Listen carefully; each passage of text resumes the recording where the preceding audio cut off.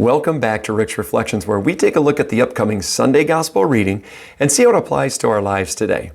Well, we have back-to-back solemnities. So this Sunday is the solemnity of the most holy body and blood of Christ. We also get to hear the account of Jesus feeding the 5,000. This is such a well-known story, of course, and there are so many things that we could highlight. I just want to highlight maybe a couple of different things.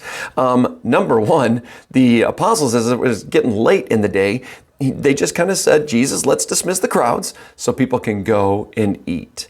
And of course, Jesus is going to take this opportunity to once again, not just show his power and his might, but he's really going to show how much he cares for people.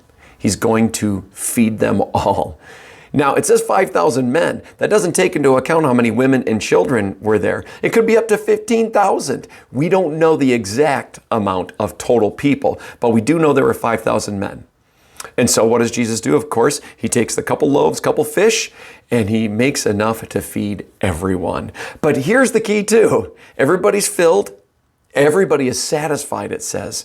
But then there was so much left over that it filled 12 wicker baskets. And that's the beauty, right? One of the beauties of Jesus in our lives, that not only does he satisfy us, not only does he give us everything that our hearts desire, but there's so much more.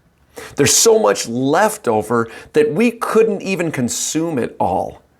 That's how great Christ is. So in our lives this week, let's take a look at where we need to invite Jesus in. Welcome him in and have him just simply take over. Because what we can't do, not only can he do, but he can do it in such a way we can't even comprehend it or understand, but we will be fulfilled.